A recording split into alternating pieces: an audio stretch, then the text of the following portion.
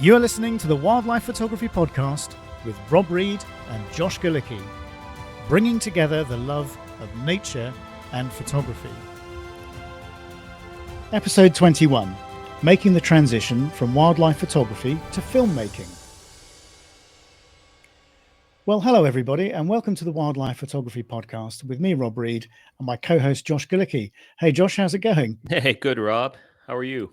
Yeah, not too well. Yeah, well, we've been talking a lot recently, haven't we? So it's This is true. exactly the same the last time I spoke to you a couple of days ago. But yeah, because we did, we've not long recorded that episode with Georgina, which everybody will have heard by now because it will be out. And then we did the awards presentation, didn't we, on Sunday?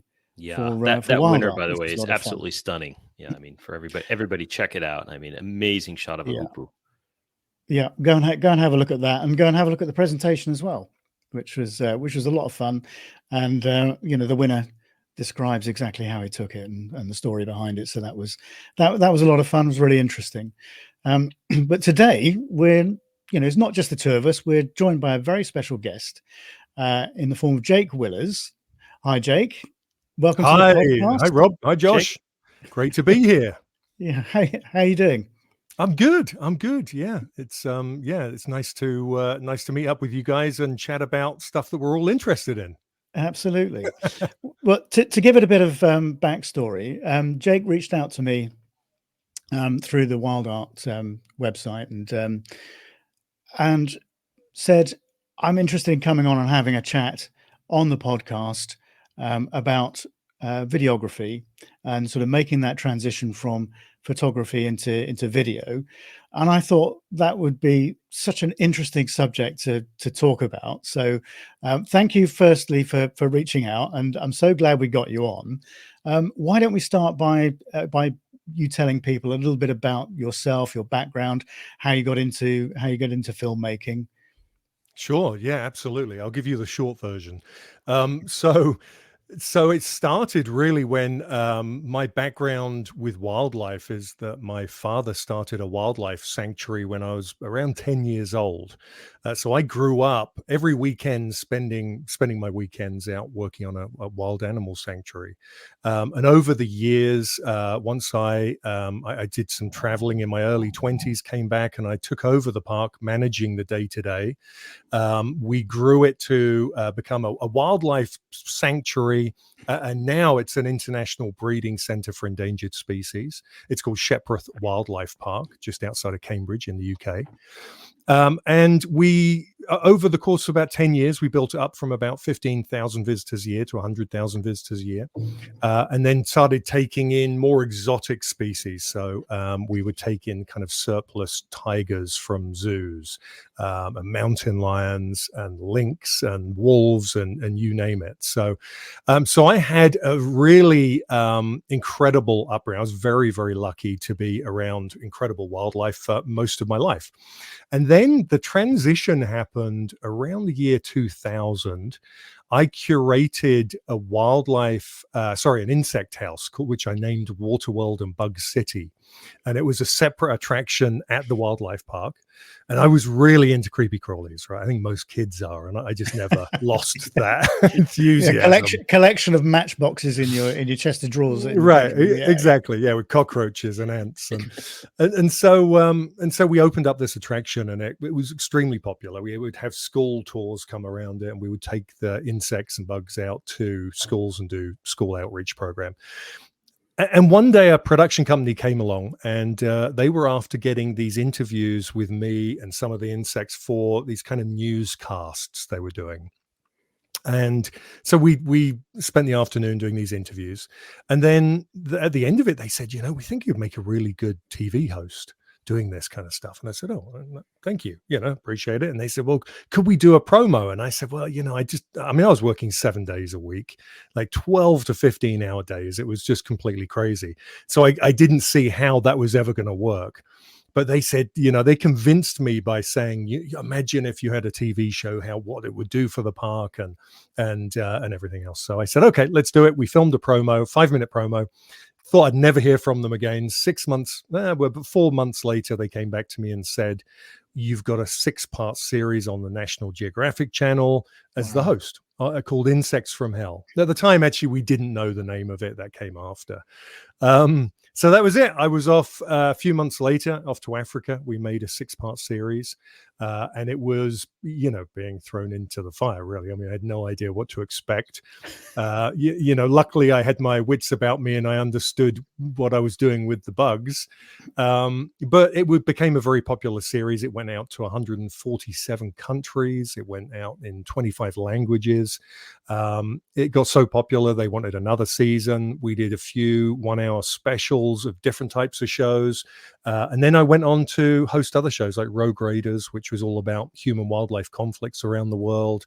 And that was a launch series for Nat Geo Wild when Nat Geo Wild came out in the UK.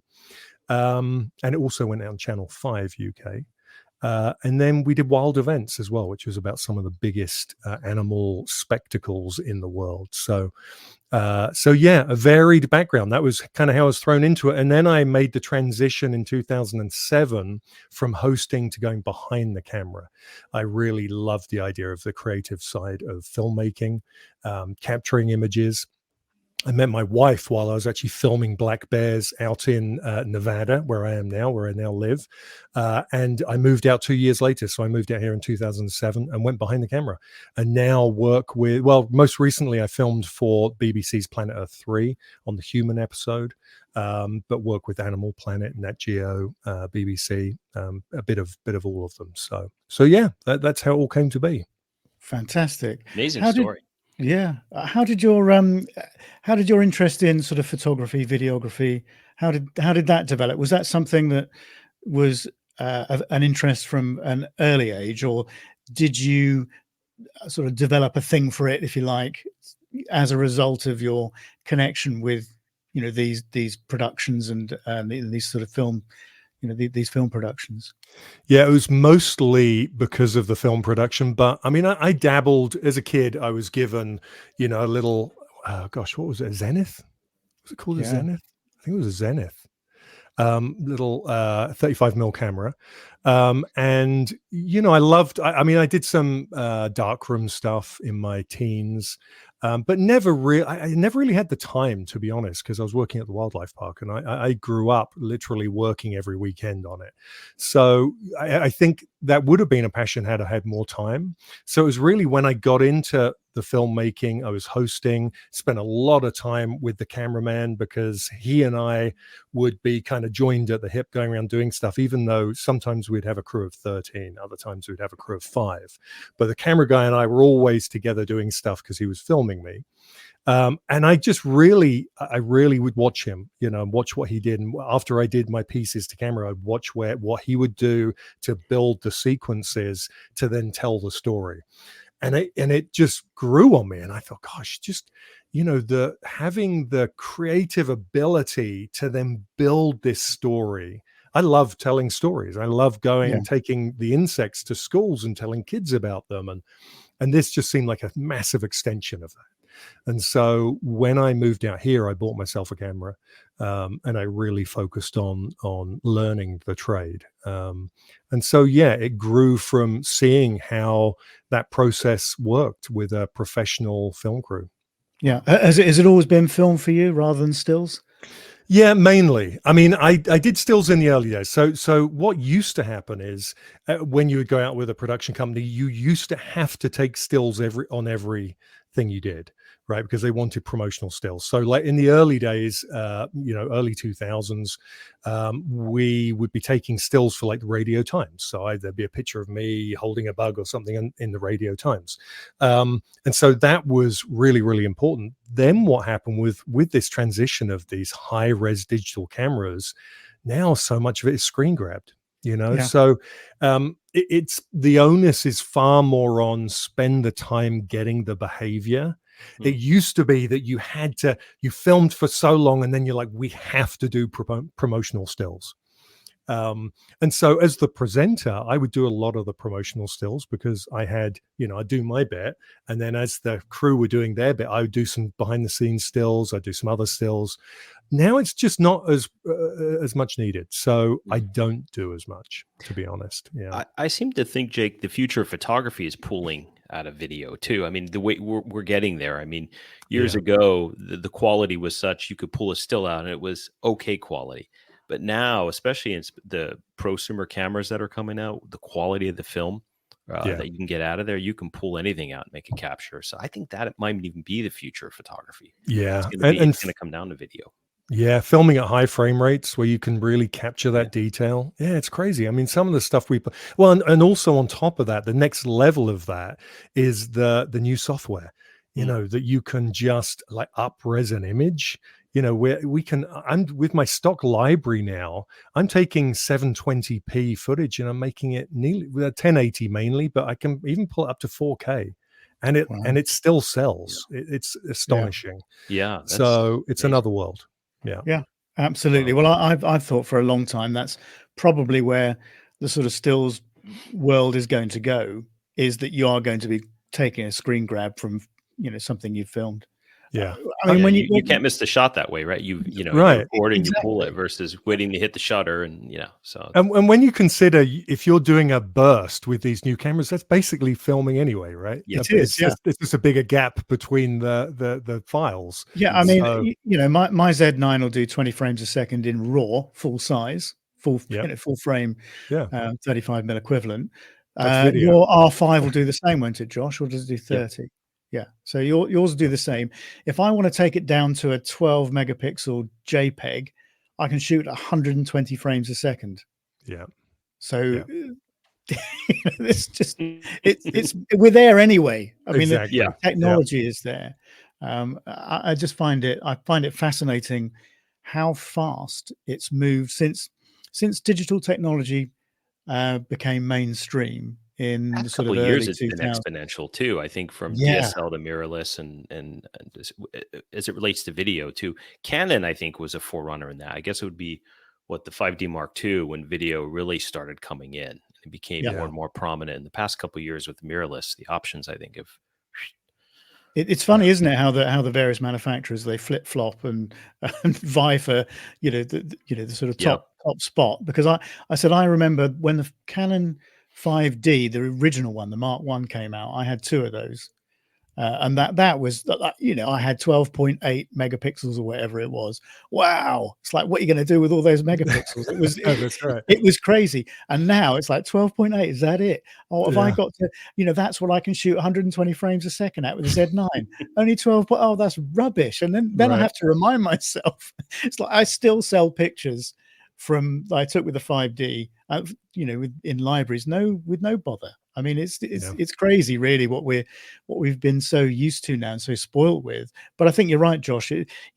I think when we're talking about stills photography, I think that the sort of the pace of the digital development kind of slowed after that initial sort of run that it had, sort of mid 2000s to sort of early teens, and then over the last few years, as you're right, with the mirrorless taking over, it's just the technology has just got so much better.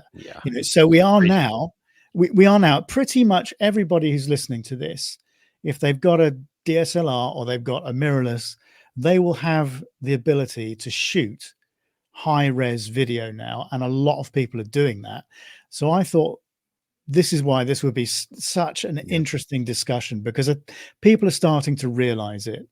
Because when you look at, and we've had this discussion before about social media, and when you look at the way that something like Instagram is going in terms of, yes, it's still there as a stills platform, but it wants that video content from people. Because that's the thing that engages everybody. So everybody's getting used to shooting more video, which I think is really quite interesting. And I think people are now starting to consider, it sort of comes on from that discussion we had with David Tipling the other week about making a living from wildlife photography, and we sort of touched on the video aspect of that. And I thought this discussion was very timely, actually. When you reached out to me, Jake, I thought, no, this is actually it dovetails into that discussion that we had with David quite well. And we can talk about, perhaps how people might transition from just taking stills into the sort of video world, and how that might lead to not necessarily a career change as such, but it might help them supplement an income or those sorts of things if people want to add a commercial element, to what they do. I mean, the way you fell into it, it was just by chance, wasn't Absolutely. it? Yeah. Yeah. Yeah. I mean, it was, I like to look at it. There's a quote by the Roman philosopher Seneca that says, One of the luck. Stoics. Yeah, exactly. And it's luck is when preparation meets opportunity.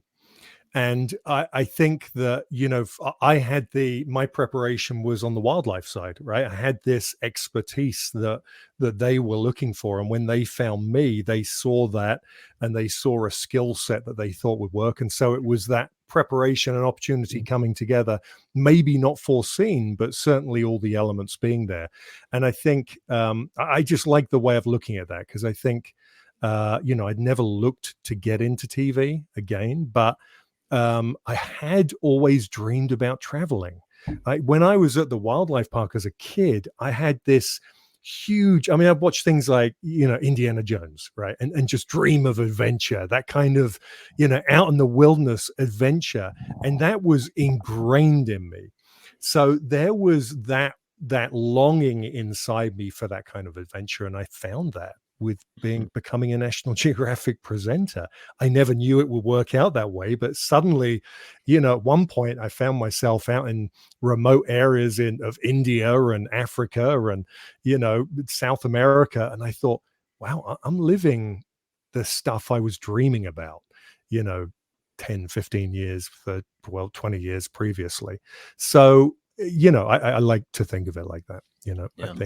I think if you're doing what you love and you have dreams to, expand, then opportunity comes along. You just got to be ready to jump, Yeah. I mean, and I think probably from a production company's point of view, it's far better to have somebody who's very knowledgeable about the subject that they then can coach in terms of the presenting skills, rather than having a presenter who has all those skills to start with, but knows absolutely nothing about the subject. And then they've got to coach them about that, because I'm assuming that you were natural with it because of your in-depth knowledge, and that's what came across. Yeah, absolutely. And that is key. And I think even today with crew members working on natural history filmmaking shows, when you take someone on, you're not always looking for the person with the most experience with like a drone you are if they're a drone pilot, but a skill set in terms of hard skills of working with gear, you're not necessarily after. You're after the people who understand animal behavior. You're after the people who don't freak out when there's a situation that could be potentially life-threatening when you're out in the middle of nowhere with wildlife. You need people who can keep grounded and get on with other people and are willing to muck in to get the job done. That is far more important than a skill set with, say, a audio recorder or a camera even.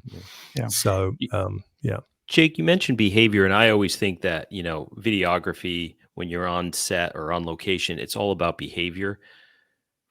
Going from stills, in photography, light, aesthetics, all those things are super important for photography. How important are the aesthetics when you're on location on a shoot? Sunrise, sunset, golden hour, some of these things, certainly that's important, but I would imagine behavior dominates all of that, right? It's all about getting the moment. Is there an emphasis still on the aesthetics when it comes? I suspect there are, but yeah, there is. But you're right. Behavior is the key, right? Because you have no story. The difference with, the basics here, right? Photography, video, a picture, it says 1,000 words, right? The problem with video is it really doesn't speak in the same way unless you make it speak in the same way, right? You have to find that story. So yeah, you could take an amazing picture of a osprey coming down and grasping a fish and the water's going up and it's incredible light and it's stunning. But if we film that that on its own isn't anything. We need to have a story. So no one is going to tune in just because an osprey caught a fish. There has to be the bigger story. And so what we're looking for is, obviously the story is found first, right? And then we're looking for, okay, where is this happening? How do we film it? Is it happening at a certain time of day? And a lot of the time, that behavior might not happen at golden hour. If it does, fantastic. Right now you've got everything coming together and it's going to look superb. But sometimes it just doesn't work like that. And you're filming in the crappiest light, crappiest part of the day. It's just like, but the behavior's there, and that's the story. There's an interesting thing that comes up time and time again with my guests on my podcasts, and that is that audio is far more important than image.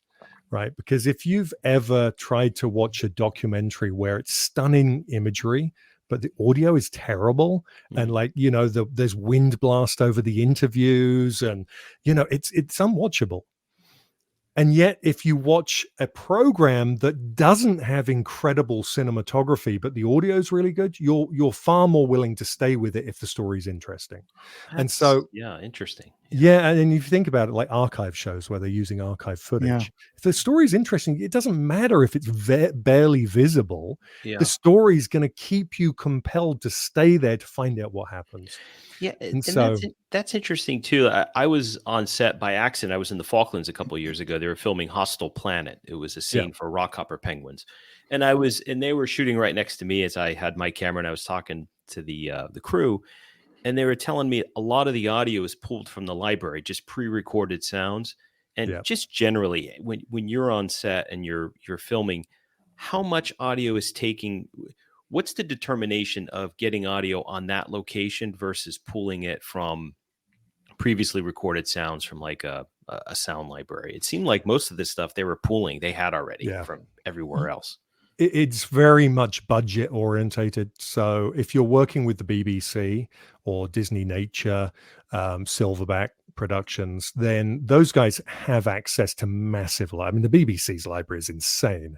So, they can go back and they've got usable audio from, 20, 30 plus years ago that they can match to a polar bear that's being filmed, a quarter of a mile away. So you're not going to get any audio. But I think the way we determine that, for instance, I filmed recently for BBC's Planet Earth 3. Their budget's big enough. They're not looking for audio, right? I always capture audio, always have a camera mounted mic because, if you get the sound as it happens, fantastic. But they're not really looking for it. So I could have filmed for them with no mic on. And that's just, again, budgets. When they get into the edit, they have Foley artists. A lot of that is Foleyed for the actual show. So they're pulling sounds of animals that they might need, but they're going to Foley a lot of it.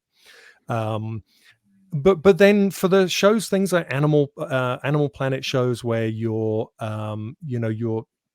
budget is just much smaller. I mean, Planet Earth 3 has a budget that's insane comparatively. So when you're working with a show for National Geographic, Animal Planet, anything like that, then typically what you're doing is you're getting as much natural sound as you can while you're on location. But then it's determined by how far away the animal is. So, I mean, if you're filming a bear fishing for salmon and you're hundreds of yards away, obviously you're getting nothing. So now you're looking at a sound library to put those splashes in and those crunching of the jaws and stuff like that, or they Foley it. So but Foley, all that stuff's expensive, so when it's a bit smaller budget, you need to get what you can.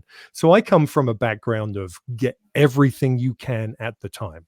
And also, don't have a mind of, fix it in post. It's like, no, you get everything as best you can in that camera at that time, and then the rest will work itself out. Then you do what you've got to do, right? But there's nothing worse than going, that'll be right. We got that. That's fine. And then you get in the edit and there's nothing you can do with it to make it usable. No, you have to take a professional attitude towards it, don't you? And do the best job you can. But it's interesting what you're saying about the audio, though. It's almost a subconscious thing, isn't it? When we're watching something, because we're focused on we're focusing on the sort of visual aspect of it. The audio is a subconscious thing. but you're right. I think, you know, if you're listening to something where the audio is really bad, or it's difficult, you're not as engaged, you know, Absolutely. with Yeah. watching that. I'd never really thought of it in those terms before, but when you were talking about it, I'm thinking, no, you're absolutely right. But it's not something that you pay a lot of attention to. And I guess if you're thinking about getting into filmmaking, it is that sort of audio element of it is perhaps a piece of the jigsaw puzzle that you wouldn't necessarily think about right at the outset. Yeah, and I think it's one of the hardest. I think it really is, because you're not thinking about it. I think, you know, most photographers I've met, I run a mentoring group you know, I mentor everyone who wants to get into wildlife filmmaking, but a lot of photographers transitioning. And I think most people are thinking about, well, shutter, because shutter's different, you know. I mean, it's not different fundamentally, but typically we set our shutter and that's our shutter speed, right? We're not changing it in the same way you do for photography.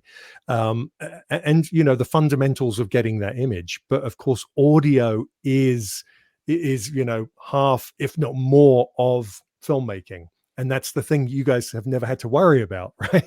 Yeah, Snapping true. an image, it's just Yeah. not there, not a consideration. So that is the unforeseen. And then when you start to do it and you realize how difficult it is to get good audio, you suddenly, I think the overwhelm kicks in, and it's like, oh my gosh, this is like, now I'm doing different job, all these other jobs. How is this possible?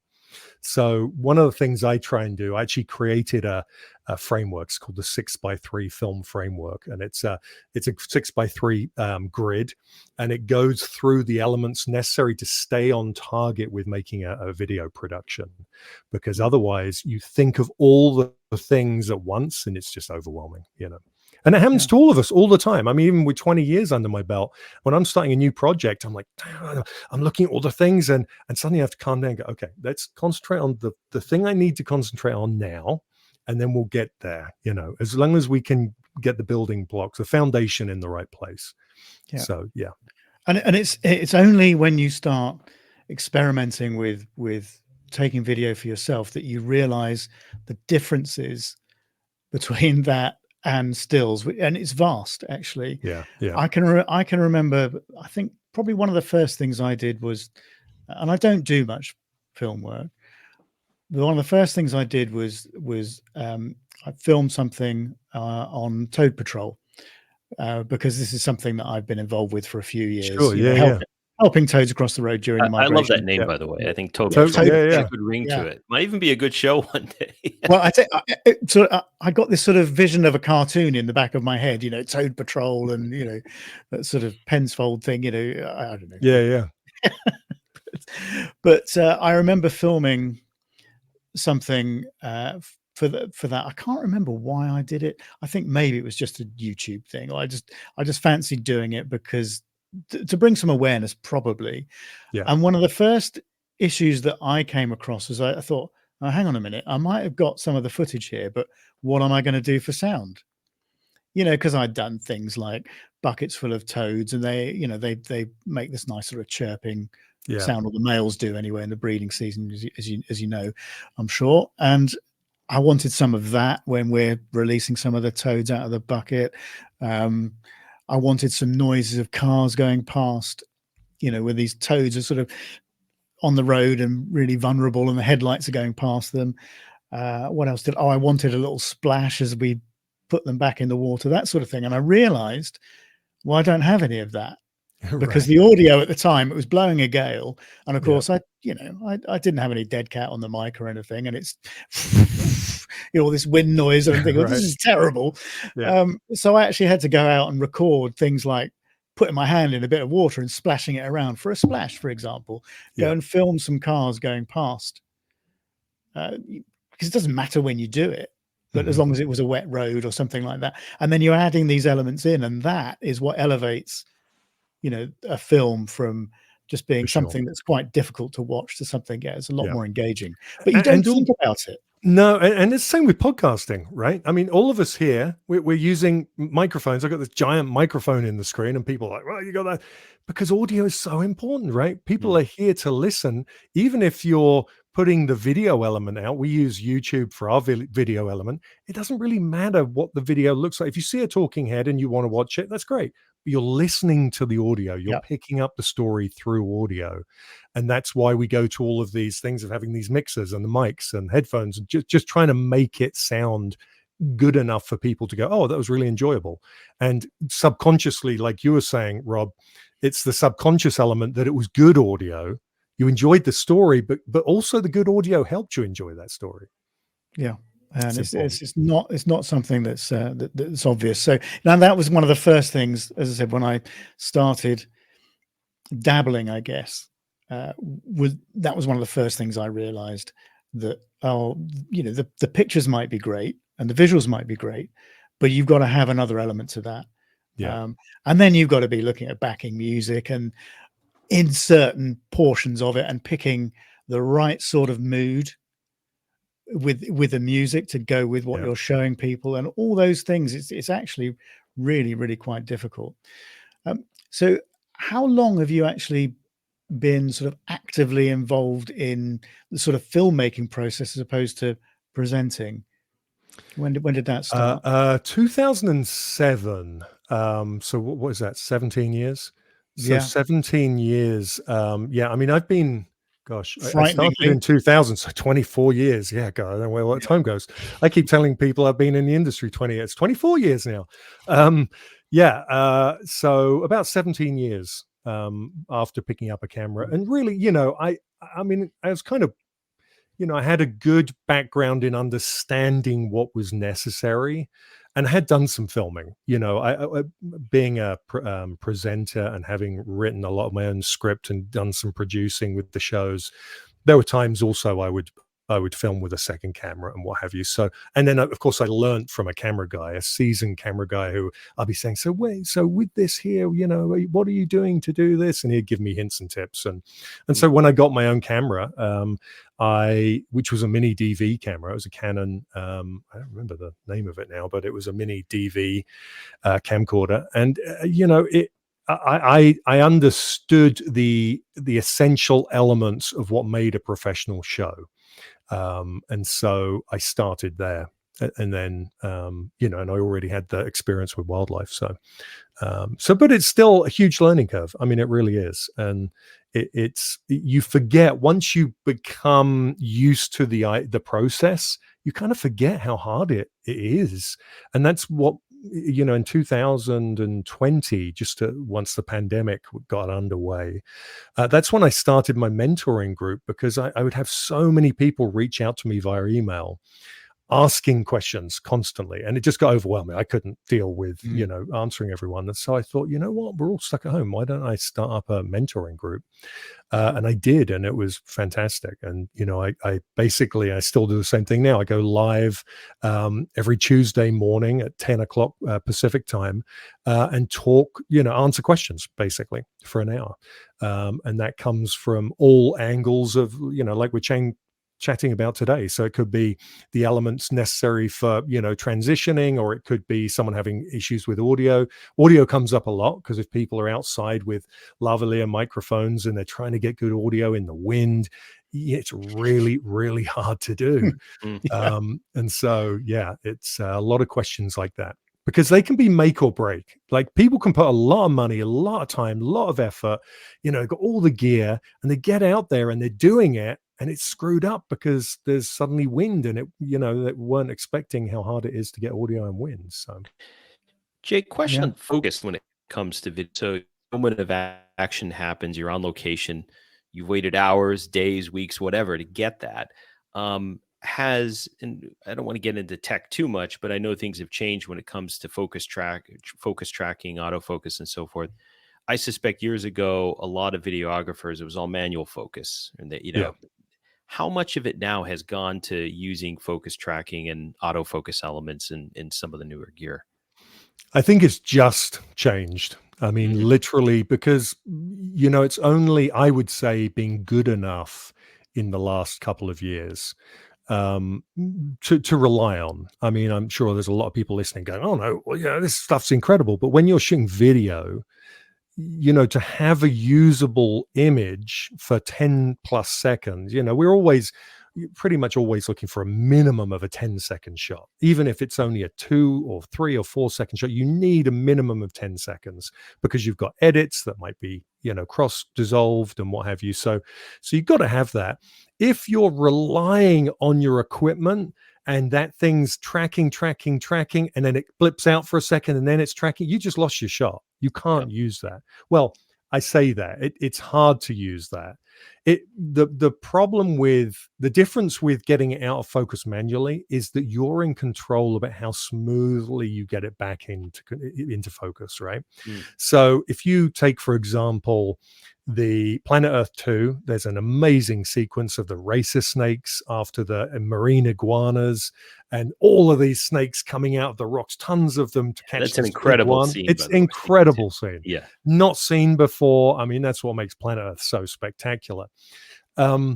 It goes out of focus quite a lot, but it doesn't affect the story at all because they're trying to keep up with these things moving at speed. Yeah. But because it's subtle and it's, almost adds to the drama.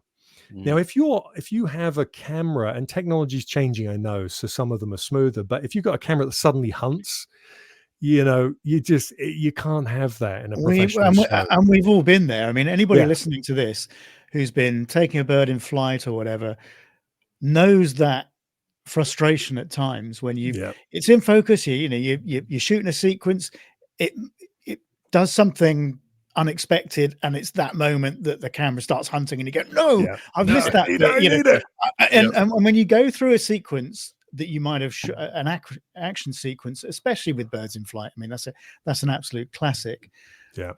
Very, very often there will be frames in there that aren't sharp, or they've gone completely, because the camera's hunting around. Well, you can just ditch those and pick the ones that are sharp. But with film, if it's I get what you're saying. If you've got a sequence, then all of a sudden the lens is hunting around. Well, you've ruined your sequence. It's gone.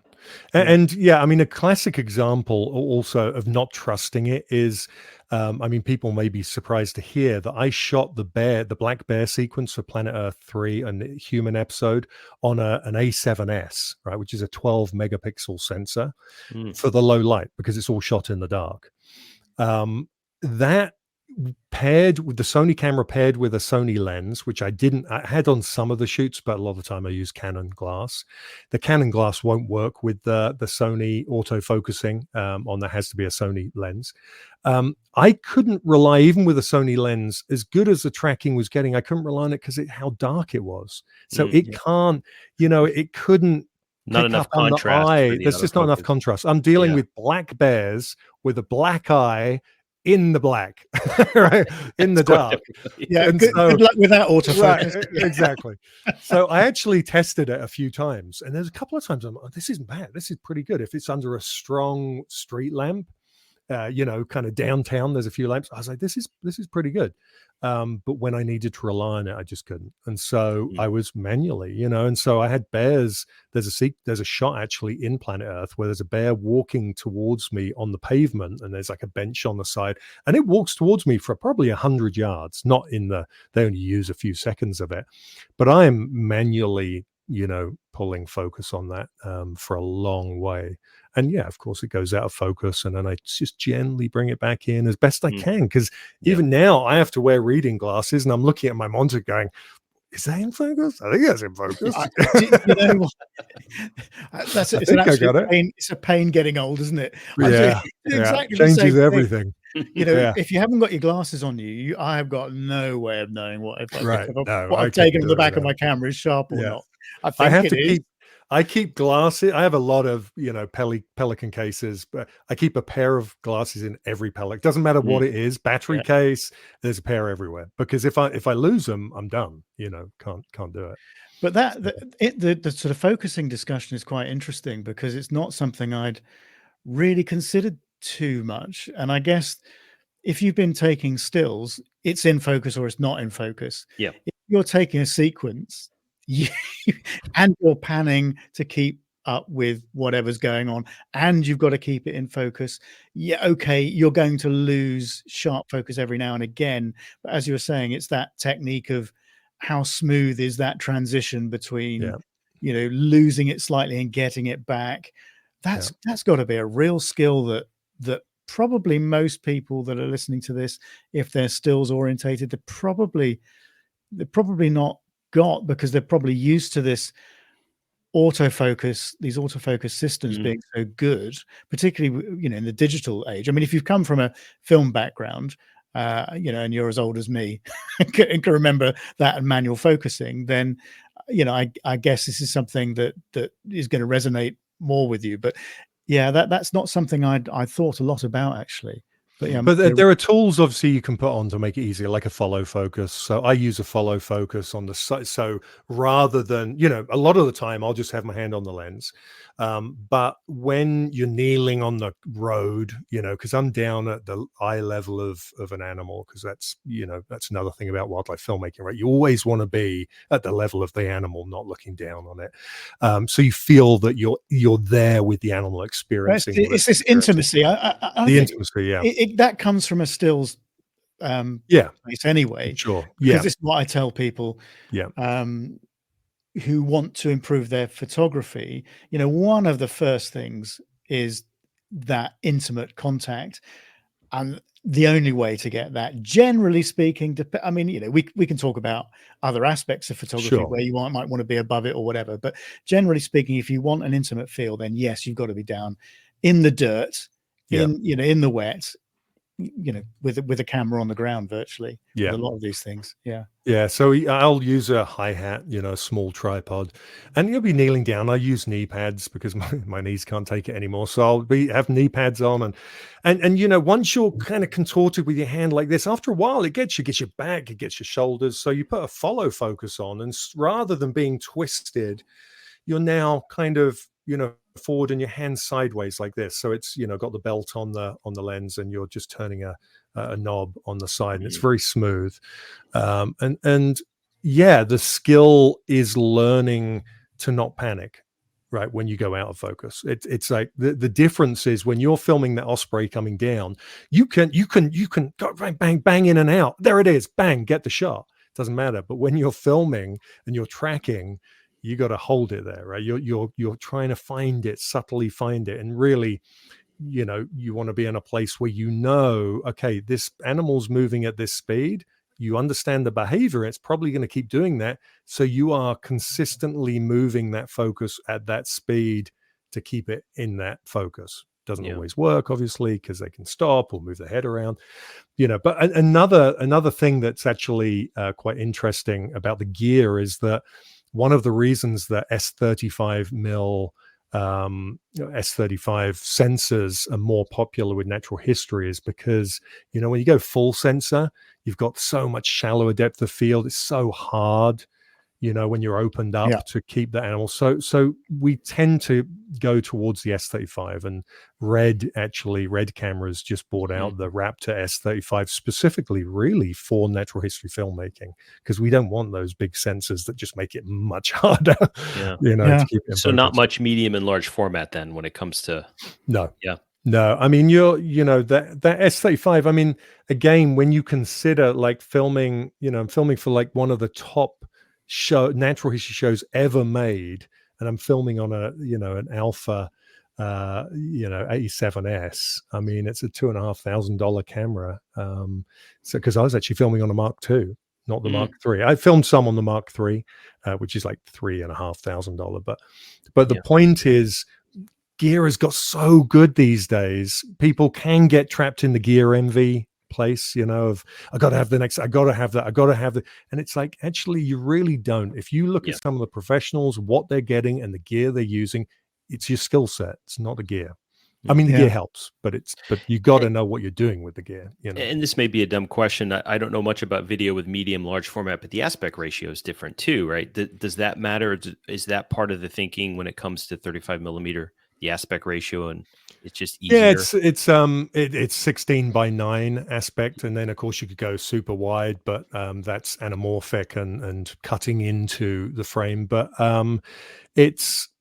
red will film in a 4:3 aspect, so you're like a photograph. You're getting the full sensor readout. And the nice thing with red cameras doing that, because not a lot of other cameras will do that, but the nice thing with that is the editor actually has the ability to move that 16:9 frame up and down then and reframe if they feel it necessary. The only time I ever really do that is with interviews, for headroom and things like that. Yeah. But yeah, and it also helps with, cropping in. I mean, having that ability with wildlife to, I was going to say, if you're crop, filming something at 4K, yeah, then you've got that ability to zoom in if yeah, the output is, yeah, 1080. I mean, and even 1080, 6 and 8K. I mean, even filming at 8K, one of the reasons to do that now is to have that extra data there, right? You can pull right in and suddenly double your focal length. So it's super important to be able to do that. But most shows, I mean, the most outputs now of shows, natural history shows, are really, I know there's 4K channels, some stuff goes out 4K, but really a lot of it is still 1080, right? So when you look at the DVDs that go out, so they just bought a DVD out for Planet Earth 3, that's standard definition, that's not even 1080. Wow. Right, because it's a DVD, it's not a Blu-ray. Right, so but the thing is that when you're using high-end cameras and the output, the process of editing and the output of those DVDs, it looks really good even at old formats. But then there is a 4K version out as well. But a lot of the time in that 4K version, there can be 1080 footage. They've up-resed it because of behavior. Like you were saying earlier, the behavior is more important. So they don't throw it out and go, God, this is incredible behavior, but it was 1080. No, they just up-res it and put it into a 4K show. And as long as they don't have too much footage like that, you can get away with it because you're focusing on the story. Yeah, because and it might be a short sequence, which nobody's really going to pick up on. Exactly. Because everything else, is so well defined, so well shot. What when we're talking about gear, and I think most people that are going to listen to this will have the sort of standard DSLR or probably mirrorless by now. Most people made the transition. What presumably a lot of what you do and what is filmed, for the shows that you are involved with, there will be a lot of footage filmed with that type of camera as well as, the larger kit that you've got. Yeah, it again really depends on production budgets, right? And how many crews you got in the field, things like that, accessibility at the time. I mean, most of the big shows are using a red camera because red is just kind of is leading the way now in this new development of sensors, and their red raw is incredible. I mean, raw image, you can pretty much film anything and put it right in post, which is crazy. Again, not the way to do it, but you have that ability, which is astonishing. And then a CN20, which is a 50 to 1000 mil lens. It's a $72,000 lens, which was developed specifically for wildlife filmmaking by Canon. And actually, Ivo Nuremberg, the guy who actually pitched the idea to Canon, is a guest on my podcast, and he talks about how he approached them and said, "Look, we need this small lens. We need it to be 50 to 1000 mil, and we need it to not weigh very much." And they're like, "Yeah, it can't be done." But they did it. Yeah, that thing's only 16 mil long. It's an astonishing lens. So obviously that's the kit we want to use on most things, but you're always going to have B cameras. You've got camera traps. I mean, we use a lot of things like the Sony Alpha range of cameras and camera traps, Pelican cases set out. And then, it depends. I mean, I have my own A7Ss. I have a Sony FS7, which is a bigger, shoulder camera. We use that a lot with BBC Productions. Great documentary camera. And so it really comes down to, the budget. When you're thinking of those bigger cameras, you've got to have the budgets. That CN20 is at $3,000 a week, I think, to rent. Mm. A $30,000 red with it, you're looking at another, 1,000 to 1,500 a month, a week. Sorry. So, you start to pile up. That budget suddenly needs to be pretty big to handle that when you're out for months. So otherwise, yes, I mean, there's a lot of B cams, I would say, that are typically a mirrorless or DSLR. But most of the A cams are going to be the larger format camera, not larger format, but larger ergonomically, a cinema camera. And then there's adventure type shows that use a lot of DSLRs and mirrorless cameras. So, just recently, the Alex Honnold show, Arctic Ascent, I think it was called, for Nat Geo. Great show. Alex Honnold's the guy that free climbed El Capitan. Oh yes, yeah. I know. Yeah. And then he just went out to climb this Arctic rock, and it's 1,000 feet taller, and they used ropes on it. But that whole thing's filmed on DSLRs. The whole show, and it looks amazing. It's all handheld, but of course they've got 5-axis stabilization and what's the geotagging, GPS metadata, so that they can stabilize after the fact in the software. It's got so good that you can really get away with doing that now. But yeah. Yeah, I mean, I guess this is where most people listening to this are going to start. They're going to start with the kit that they've got. Yeah. And the best camera is the camera you have, right? I mean, I tell people this all the time. Exactly. Don't get worried about the gear, because it's the least of your worries. Understanding how even if it's the phone in your pocket. Yeah, absolutely. I mean, I've filmed perfectly acceptable stuff on my iPhone.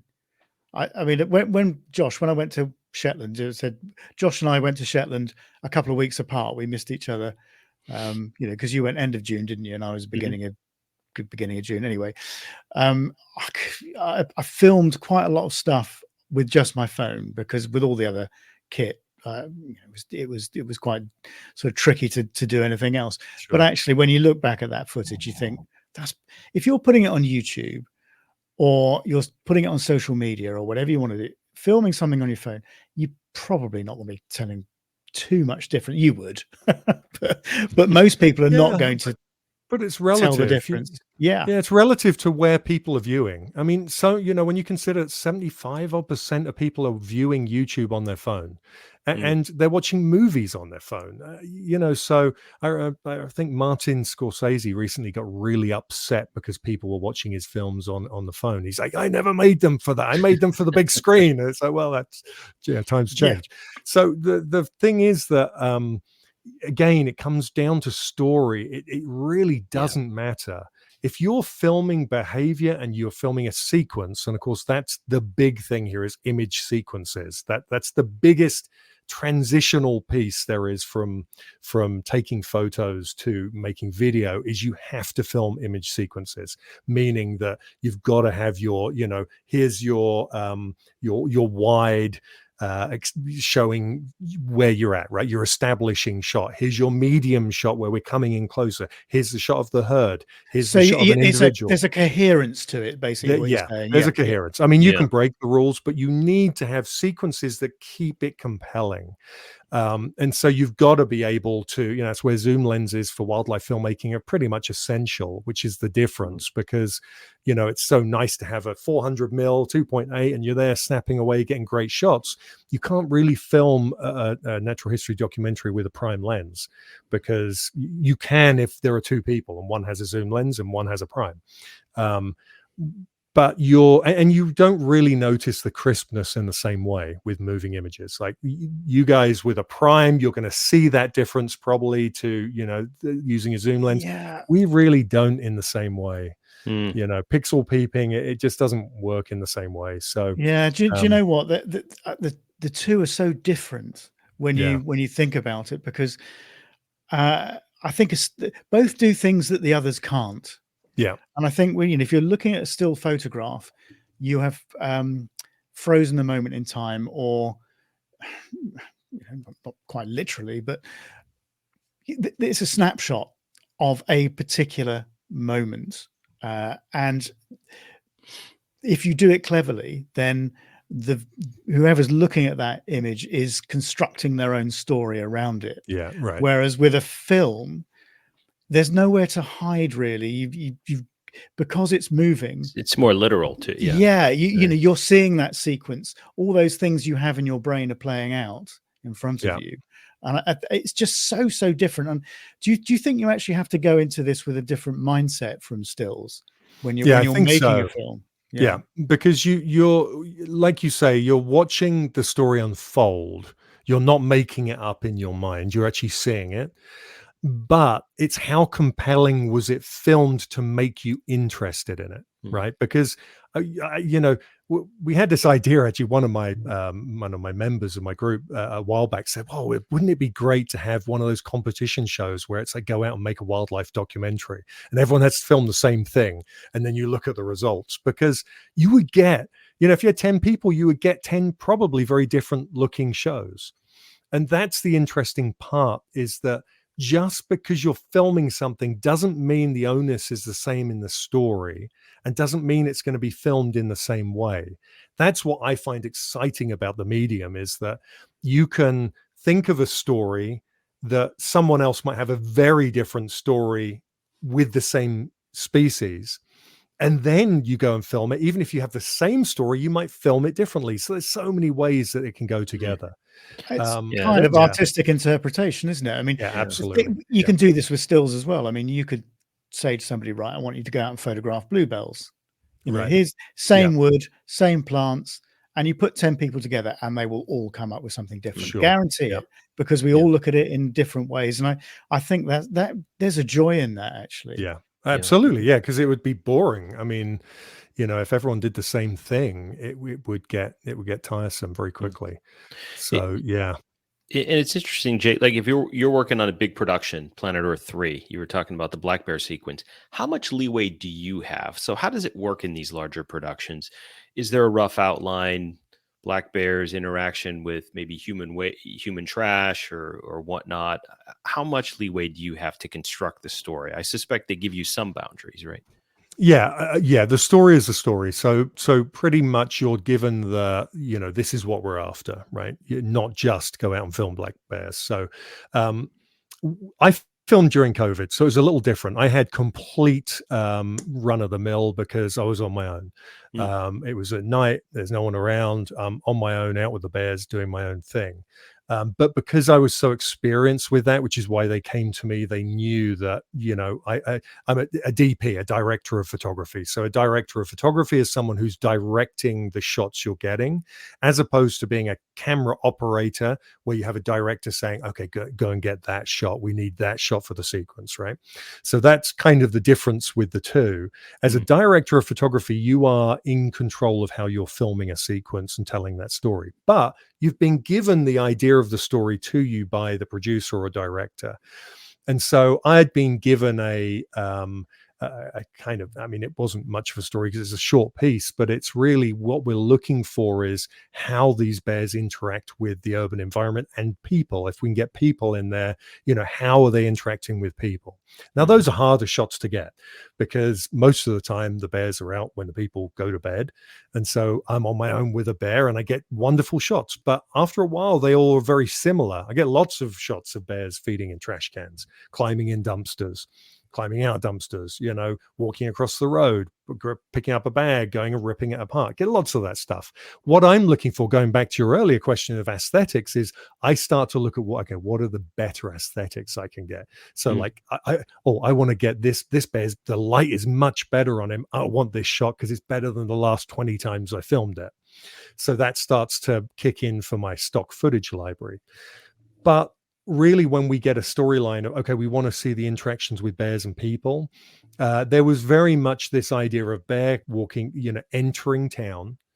the bear finding some garbage, or maybe having to dodge people, or there was one going over a fence. It's like, okay, looking at the hurdles, if you like. Well, an obstacle, it was a fence and it had to go over the fence, crossing the road. Then it was getting some trash, and then there were shots with people in. But what they really wanted was that whole kind of story from entering town, seeing people, having some obstacles, finding the trash, to entering a store and, taking stuff off a shelf. Right. That was the big bit. And when they came to, we had a meeting with them, and they said, do you think you can get all that? And I said, I can get 95% of that. The in the store thing is like highly, unlikely. But bears enter stores every year here.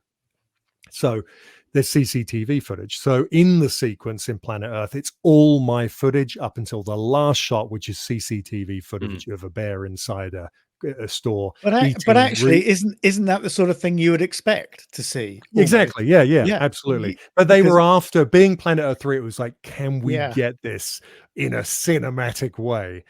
And we looked at getting, the problem is you've got to get the store. It would have to be a setup, right? I mean, It's if you got to be a had, you would setup, entice them into the store. And, No, we wouldn't entice them in. We definitely wouldn't do that, because that would be. I think the store owner would be very happy. No, no, they're going to do it anyway. New habits. Somebody going out of business willing to. That's right. Yeah.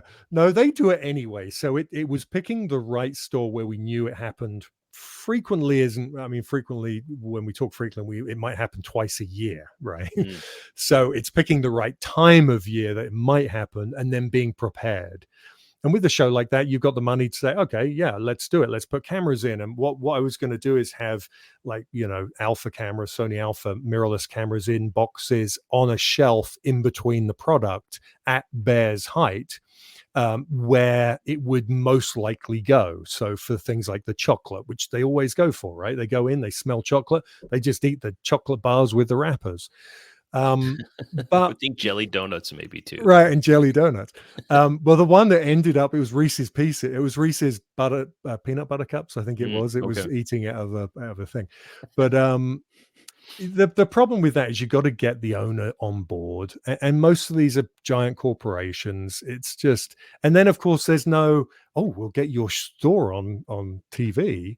They're like, yeah, with a bear in it eating my product. That's not really a good. That's not really a good advert. So, they purchase the CCT stuff, which works fine. I mean, it does the trick. But I think what that demonstrates, though, is how important it is to have a set idea of what you want to produce, and rather than just going out and saying, "Oh, well, I want to film mute swans this morning in the mist," whatever. Well. Yeah, but in what context? How are you putting the whole story together?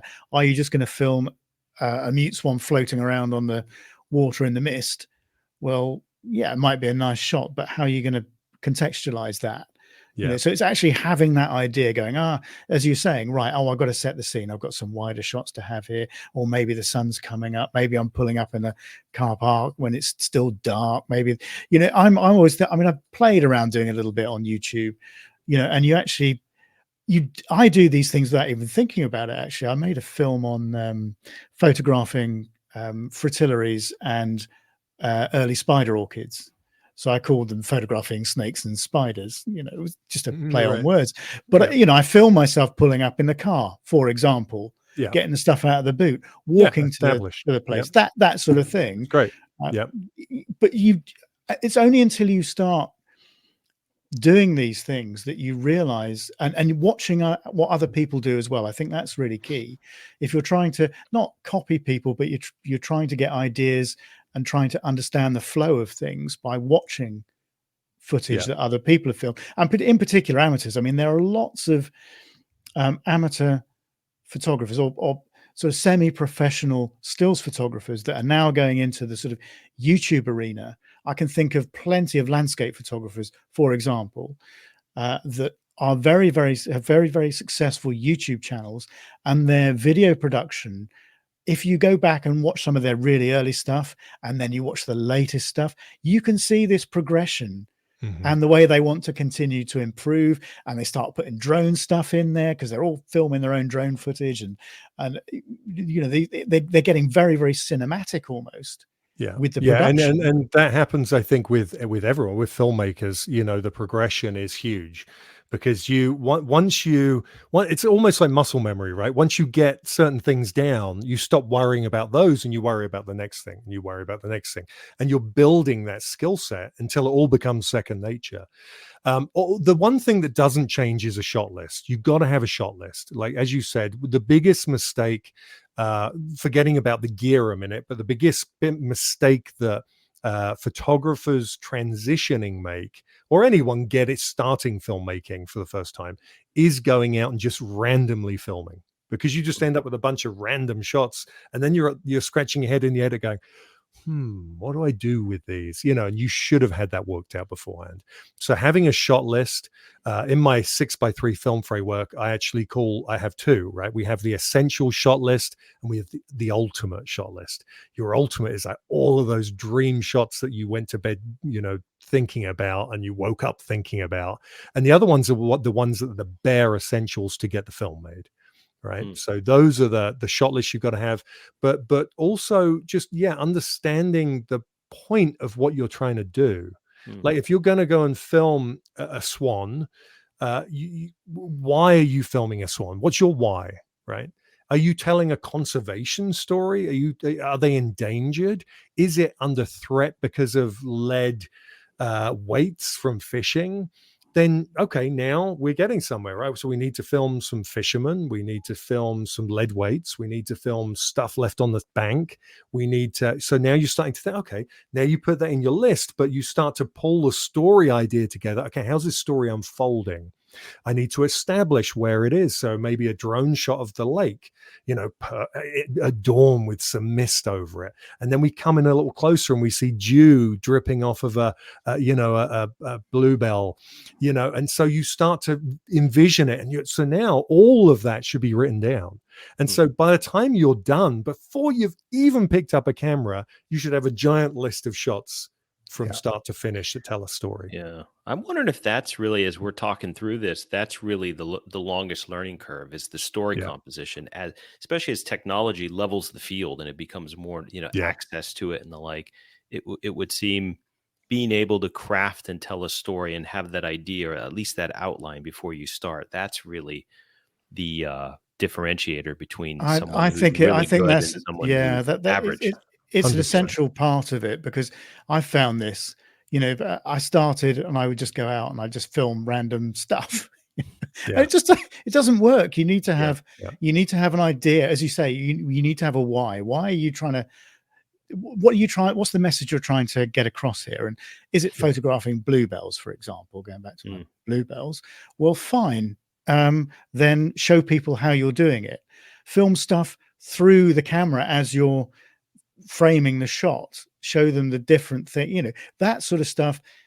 Because if you've got to think about your audience. Your audience is, okay, so they're photographers. They want to learn a little bit more about techniques for photographing bluebells. Then they'll like that sort of stuff, the through the camera stuff, because they can relate to it. Yeah, because Especially they've been in that situation, right? before. If it's just you filming, like you were saying, Jake, during COVID, you were pretty much a one-man show. I mean, when I was in the Falklands watching that Nat Geo crew, there was a director of photography. They're a producer, I guess. I said producer, but it's probably director of photography, maybe is the right term. A director of photography would be the person with the camera, or there would be a director without a camera and a camera person. Yeah. Okay, so this would be a director without photography. Director. And very much micromanaging, to a sense. They were, waiting to hear his order. Okay, I want this, I want that. And they didn't do anything unless he said so. So if you're on your own, you don't have the luxury of a big crew. I mean, you need to have that imagination and to draw that story up. Yeah, there's a lot of people who can't do that. There is a skill set, it being, one of the things I teach is being a wildlife filmmaker, which is the whole thing. It's encompassing everything. Being like you say, a one-person show. You can go out from start to finish and do it. But the biggest mistake that people make is they think it's all filming in the field, and it's not. You spend way more time in pre-production, a lot of time in post-production, and the middle part is production. That's in the field, but you should do a lot of stuff before you get out. And actually going back, Rob, you mentioned watching other people's stuff. One of the best ways to learn, right? I have a tool I called the image sequence builder, or the image sequence breakdown tool. And what it is you can sit and watch Our Planet, Planet Earth, what are your favorite natural history shows. And what you do is you watch the shot, you pause it. What is that shot? Write it down in the grid, right? What is that shot? It's a medium close up, blah, blah, blah. Next shot, it's this. What you find is a pattern emerges on this grid of how an image sequence is put together. You start to learn it that way by breaking down the professional shows. Now you start to think, right, hang on a minute. I didn't film any detailed shots. The detailed shots are where you get sucked in. So if you're filming wild Mustang fighting, next to a lake, yeah, you've got establishes. Yeah, you've got a big herd. That's great. You've established that. Now you want to come in. Here are the individuals. Here's the protagonist. Here's, picking on someone right now. They're up fighting. You want to be in there in the dust. You want to see the hooves. You want to see the eyeball, the mouths, the drool. That's the detail that gets you excited about. And you never start with that, do you? You never start with those shots. You just build the whole. Whole thing around that. No, that is great advice. I do want to talk about post-production, but before we do that, I thought I'd like to kind of touch on presentation actually, because if you are going to be if you're just filming things randomly and you just selling clips, that's kind of fine. If you're thinking about actually making content to put on YouTube or whatever other sort of social media platform you might be targeting, there's always an element of presentation, particularly if you're on your own and you're doing it by yourself. And I think that, for me, that's the most difficult element of it. I've found is when you talking to camera is. It takes a long time to get used to it. And I find it really, really difficult. If I'm doing a voiceover and I've got it written down in front of me, that's absolutely fine. If we come on the podcast and we're having an organic chat, that's fine. If I'm in front of a camera and I know what I want to say, I find that the most difficult thing, because I can't read it from notes in front of me, because I've got to be looking at the camera. So I've got to remember it, and I've got to deliver it in a sort of coherent and in a way that flows and engages a viewer. And I find that extremely difficult. What's your experience with that? Are there any sort of tips or you could give people for that? Yeah, for sure. Knowing, again, being prepared, right? It's all preparation, knowing what you need to say, right? In the most concise method possible. So if you are pulling up, like you said, you've got an establishing shot, right? You're going to come and take pictures of bluebell, make a video of bluebells and the swans and this lake, this environment, right? And you're pulling up and it's about you and what you're using, the gear, and you're heading out. You need to have a good idea, like you've created your shot list, right? My car pulls up, see the car pulling up, maybe a shot of the tire pulling over the gravel. You hear the crunch of the gravel. That's a detail shot, right? So you go from an establisher to a detail. It's visually compelling, draws you into what's going on. Next shot is you stepping out the car, your foot coming down, crunch, back of the car opening, pulling your bag out, and you turn around to camera. What are you going to say? Right? What you're establishing what you're doing. So, hey, I've come out today to such and such a lake to see if I can track down a swan and film some bluebells. Something like whatever it's going to be. But write that down, have it prepared, because you don't have to say it verbatim. Right. So you don't have to pull that script out and go, I've got to memorize this, because there's nothing worse than trying to memorize. You can tell when you're watching a hosted show when the hosters memorize their lines because they're robotic, trying to remember the line while they're saying it. right? So make it conversational, but get it into that, be in a place as a presenter. This is how I would prep myself. I would be, say, the first thing I ever did was I stood in the Kruger National Park, and I was about to walk up to a 3-foot wide pile of elephant dung with about 200 dung beetles on. And I'm going to walk up to it, talking to the camera, and then I'm going to lay down in it with my chest in it, with the camera looking at my face through all these, why I pick these giant dung beetles up and talk about them. Right. My ad-libbing is going to be the stuff that I talk about when I'm holding something and I add, look at how incredible this creature is. Look at these antennae coming, that's the ad-lib side. But understanding the parts I want to talk about, the fundamentals. But the walk up and talking to the camera about why I'm here and what I'm looking for, I need that to be concise, because you don't want filler words. You don't want Yeah, you that need is the to most avoid that. difficult thing in the world to Right. to do that if you're not experienced. So Because that's the where the and prep the is. is the thinking time. They're your natural pauses. Yeah. But you feel as though you need to fill those with something. So that's why you go Yeah, exactly. and you so difficult. Well, learning that actually pausing and not say, it's pauses are very powerful, depending on what you're talking about. They can be extremely powerful. But what I learned, and podcasting has taught me a lot of this as well. I mean, I look back at some of my presenting days and I cringe, and I'm like, what was I doing?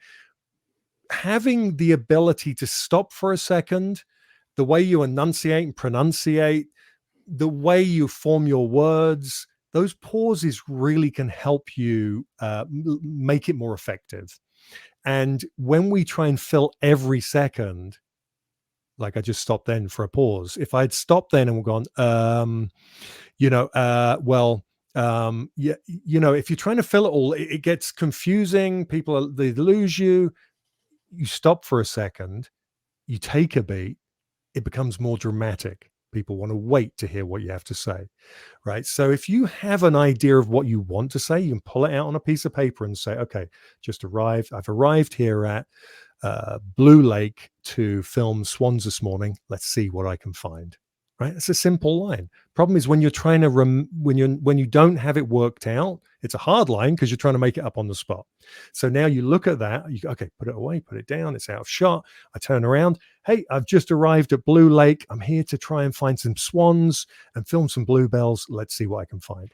Right? It was different. It's another element of preparation, isn't it? Again, it's just preparation. It's like your shot list. Yeah. I've learned that the hard way. Everyone does, it's hard because it's not exciting.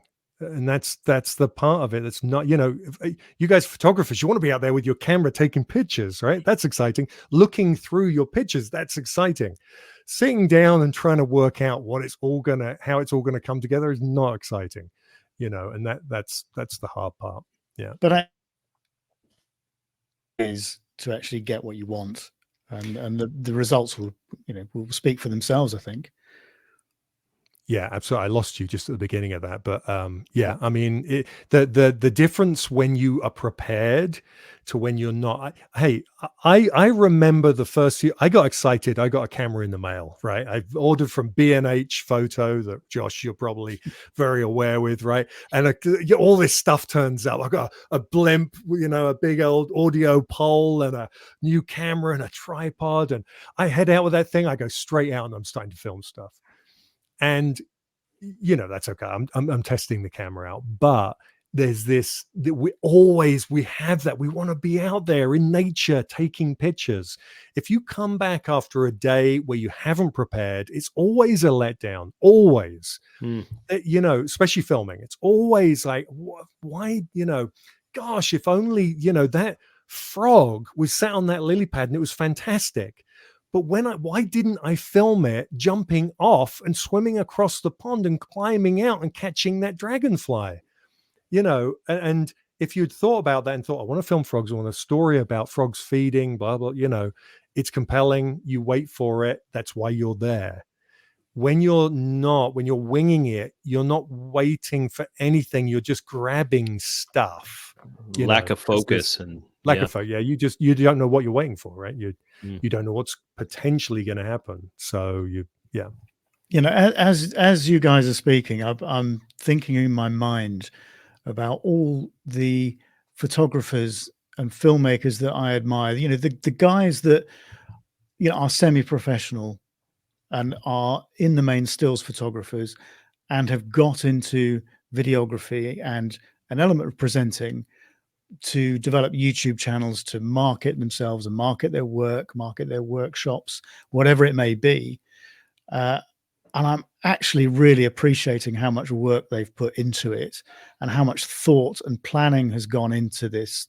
Because when you see people that have gone down that road quite a long way, you find that they really must have learnt some very important lessons, because what they're now producing is really professional, but in a way that you don't notice it. Yeah. And I think when it just flows and you don't realize, then I think that's the sign that somebody has made such a great improvement in what they've been doing and have really planned it. When it looks simple, and it comes across well, there's more preparation being done than anything else, for sure. Yeah. And those people that can just talk to camera without a break, without having to merge shots together where they've gone or forgotten what they were going to say, or gone off at some ridiculous tangent, or fluffed a line, or whatever. I find those people that can talk naturally like that, they're quite few and far between, actually. I think there has to be an element of it that comes naturally to you. I think so. Yeah, I think there is. I mean, that, one of the reasons I was noticed for TV was that I had spent a lot of time giving school talks, doing news interviews. We had no budgets for marketing the wildlife park early on. So I would be on the local news all the time. Hey, this is we had a baby capybara, and, they come and film it, and I'd do a quick interview.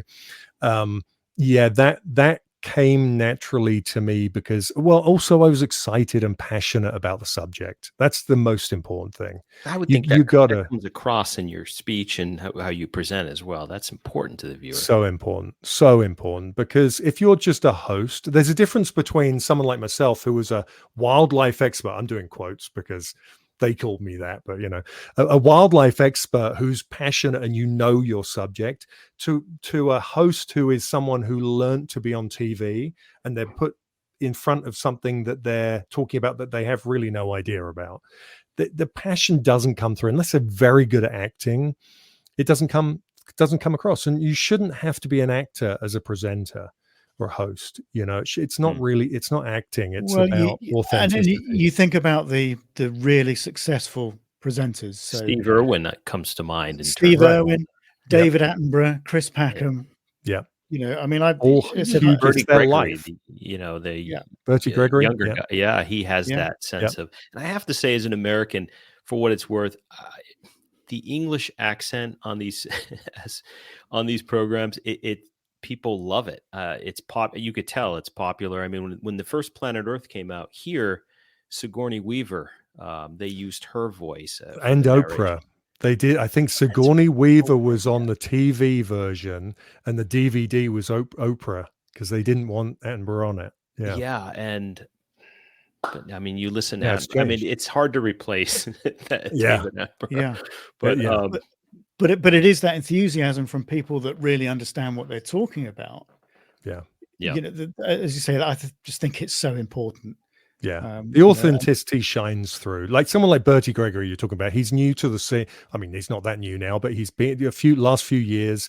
He was an intern with Steve Winter, who's a photographer. He's filmed the tigers. He's the tiger guy, right? I mean, did the Hollywood sign mountain lion. Does a lot of the camera trapping stuff with big cats. So Bertie was interning with him, an assistant. and then, you know, got into doing some, I think he had Wild_Life, which was a Nat Geo digital show for their YouTube channel. And he's just come up from there. And Bertie's a great guy. He's passionate about what he's doing, and that comes across with everything. And, you know, I've seen him go, I met him 2017, I think it was, at Jackson Hole Wildlife Film Festival.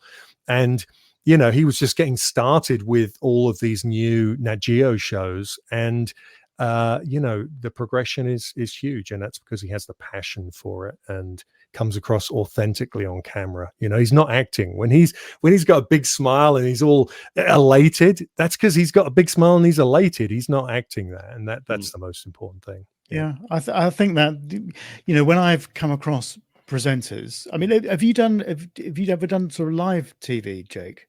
Or is it all sort of pre-recorded stuff? It is mainly pre-recorded. Yeah, I used to do what was the morning show? Richard and Judy. Do you remember? Oh, Richard Are they and still Judy, on? yeah. Richard and Judy, do they still? No, they were a morning show. So I went on there a few times with, you know, insects and bugs and things like that, and I'd do a thing with Richard and Judy. That was live TV, but most of it is pre-recorded. Yeah. I mean, I have to say, live television, I have done it once. And we've probably just about got time for that story. We've been going on. We're going to have to get you back, Jake, actually, because this has been a fantastic conversation. Yeah, it's fun.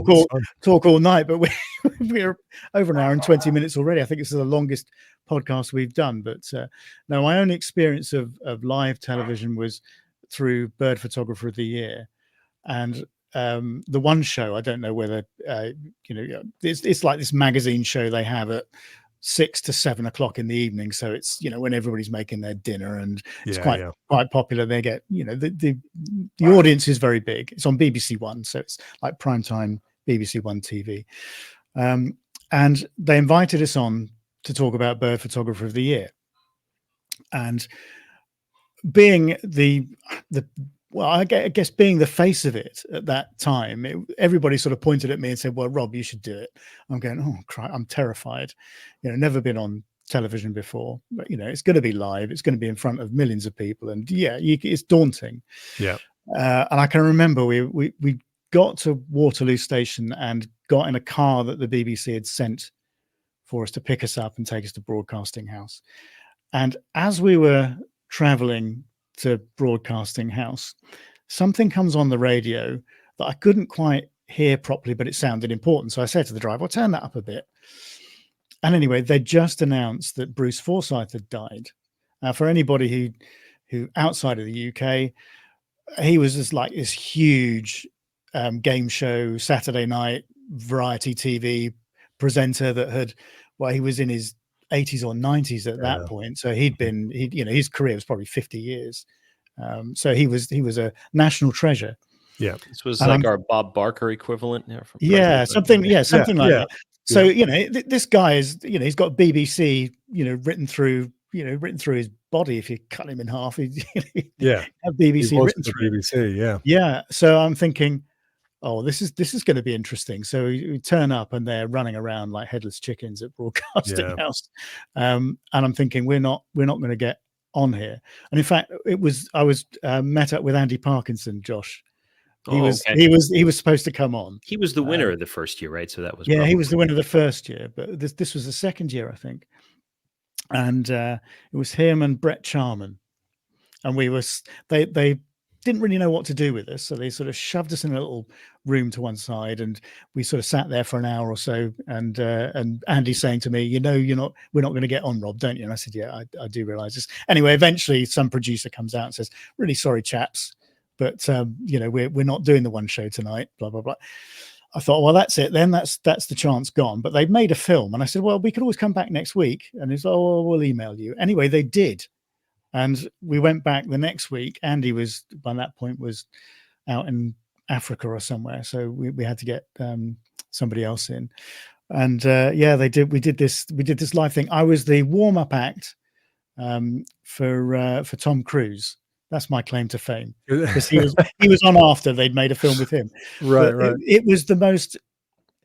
The thing I found most terrifying about that was actually doing the little practice you do before, when you realize the camera's on you, but actually going out live when we went out and did this thing live, the presenter made me feel so comfortable.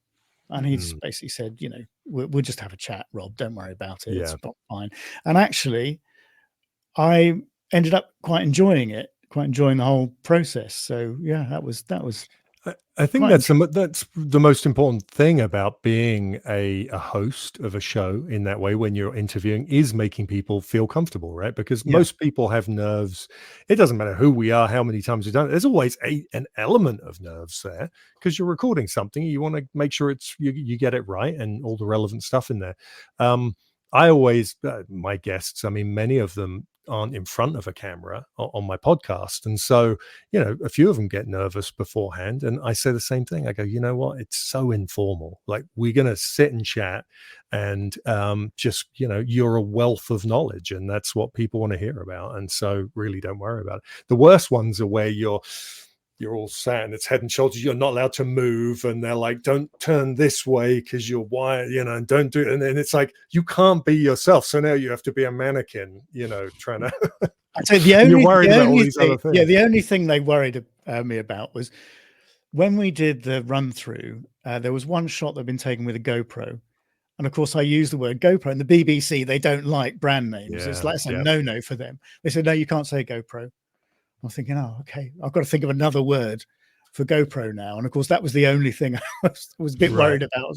Don't say GoPro, don't say GoPro. So you know you're going to say it because you don't say it. Yeah, I always liked with live TV doing the news stuff or the morning shows was I would always take stuff in with me, like tarantulas and bugs and what have you. And the one of the things that made me very comfortable was when, like, the first time I went in with Richard and Judy, I had, you know, big millipedes and I had a tarantula and some other stick insects and things. Judy asked me a question about, my tarantula was called Sheila. And she said, so is that Sheila in there? I said, yeah, it's Sheila. And she asked me a question. I said, well, let's find out. And I just took the lid off and got it. And Sheila flipped out, screamed, tried to get off her chair. And it was great because of the reaction. Just it changed the feeling of the moment. Everyone was just off guard. And I got her out and I said, do you want to hold it? She's like, no bloody way. She swore. And it was just that it was a great moment. I think a fly landed on her and she freaked out or something. And it just made all of that kind of those nerves go away. And I found that presenting with Nat Geo was kind of like that, because I always had my, you know, co-hosts, which were dung beetles or, you know, spiders or something. So it always made me settle in a little more. I think if you've got something else to focus on, exactly, it takes the attention away from you so much. Yeah. And that's another thing when you were talking about doing your scripted pieces, you know, one of the things you can do is it always helps to hold something when you are focusing on something. So, like, you know, if you're opening the back of your car and you're pulling your gear out, you pull your camera out and go, I've come down with my gear today so that I can come and film. You know, it takes the onus off you looking at the camera. It's like you're in the middle of doing something and you're just telling your buddy, hey, got my camera, I'm gonna go and see if I can find some swans, let's see what we can find. You know, it helps. A bit of advice. Jake, we're going to have to get you back because this sure so interesting. Fun. It has been a lot of fun, but I think we've been going for an hour and a half, so I probably need to wrap it up. But Jake, absolutely, it's been a pleasure. Fantastic. This has been such a great conversation. I really do hope that people out there have enjoyed it. Why don't you tell everybody where they can find you? Sure. Absolutely. The easiest two places are my website is jakewillers.com. Willers is WILLERS. So jakewillers.com. That has my mentoring on there, has a bit about me and the podcast as well. The podcast is called Behind the Wild Lens, and that's behindthewildlens.com and can be found on all distribution platforms for podcasts, wherever you get your favorite podcasts.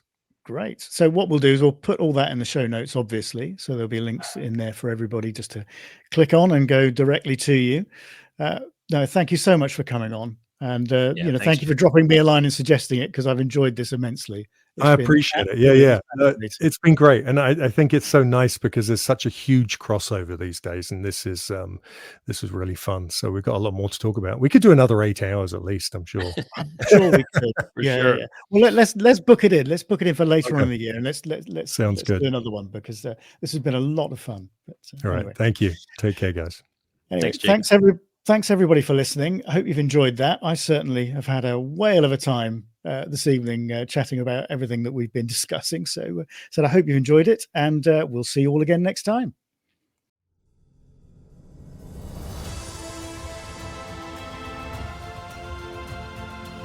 You have been listening to the Wildlife Photography Podcast. If you have enjoyed the content, then please help us to spread the word by sharing a link on your social media platforms, giving us a like, and leaving us a comment. See you all again next time.